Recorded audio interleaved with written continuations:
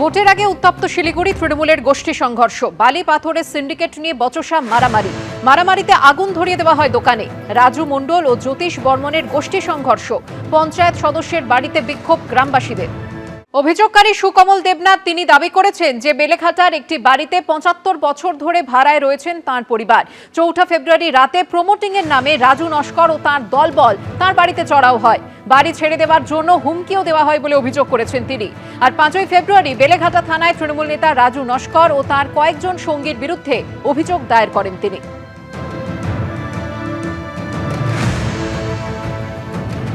৪ তারিখে হঠাৎ করে এসে প্রায় ৫০-৬০ জনের মতো এসছে। উনি এসছেন, রাজু নস্কর এসছেন, এসে বলছে রাত্রিবেলা বলছে এখানে প্রমোটিং করব।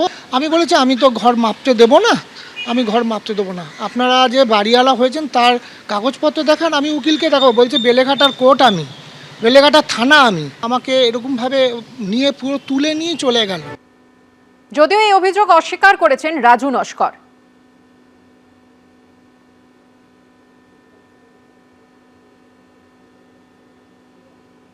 মিডিয়া ফুটেজ পাওয়ার জন্য আমার নাম বলছে, আমি জানি না, কিন্তু আমি কিছু ঘটনা শুনেছি। ভাড়াটে একটা ঝামেলা আছে, এটুকুনি শুনেছি। কারণ আমি অঞ্চলে থাকি, অঞ্চলে বিভিন্ন সোশ্যাল কাজ করি, মানুষ আসে আমার কাছে ভালোবেসে, ঠিক আছে, কিন্তু কারোর ভালো করতে গিয়ে কারোর খারাপ হয়।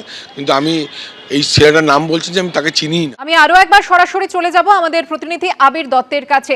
আবির, এই তো প্রথম রাজু নস্করের বিরুদ্ধে অভিযোগ উঠছে না, এর আগেও অভিযোগ উঠেছে, আগে গ্রেপ্তারও হয়েছেন রাজু নস্কর, ফের ভোটের মুখে বিতর্কে জড়ালেন বেলেঘাটা তৃণমূল নেতা। দেখো, একেবারে এর আগেও বেশ কয়েকবার কিন্তু তাকে গ্রেপ্তার করা হয়েছে এবং যখন গ্রেপ্তার করা হয় তখন কখনো তার বিরুদ্ধে তোলাবাজি থেকে আরম্ভ করে মারধর এবং আগ্নেয়াস্ত্র নিয়ে যে এলাকায় দাপাদাপি বেশ কয়েকজন করছিল সেই মামলাতেও কিন্তু তাকে ধরা হয়। ভিন রাজ্য থেকে তাকে ধরে নিয়ে আসা হয়, সেই ঘটনাও ঘটেছে। এবং এই যে সম্পূর্ণ যে অভিযোগ এইবার উঠেছে, সেই অভিযোগে কিন্তু যিনি অভিযোগকারী তিনি বলছেন যে তিনি অনিচ্ছুক। শুধু তিনি নয়, তার সঙ্গে আরও বেশ কয়েকজন রয়েছে সেই বাড়িতে। তারা রাজি যখন হননি, সেই ক্ষেত্রে পুলিশের দ্বারস্থ না হয়ে তাকে একেবারে সেইখান থেকে রাজু নস্কর উপস্থিত ছিল বলেই তার অভিযোগ। এবং রাজু নস্কর এবং তার দলবল তারা সেখান থেকে ওই ব্যক্তিকে তুলে নিয়ে গিয়ে এক প্রকার অপহরণ করে এবং খুনের চেষ্টা করে, এমনটাই তিনি অভিযোগ করেছেন।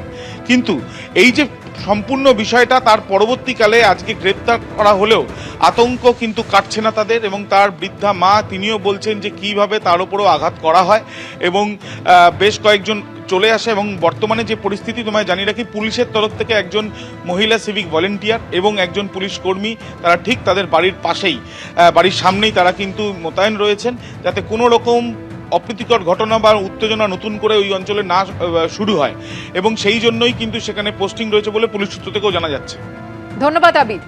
এবিপি আনন্দ, এগিয়ে থাকে, এগিয়ে রাখে।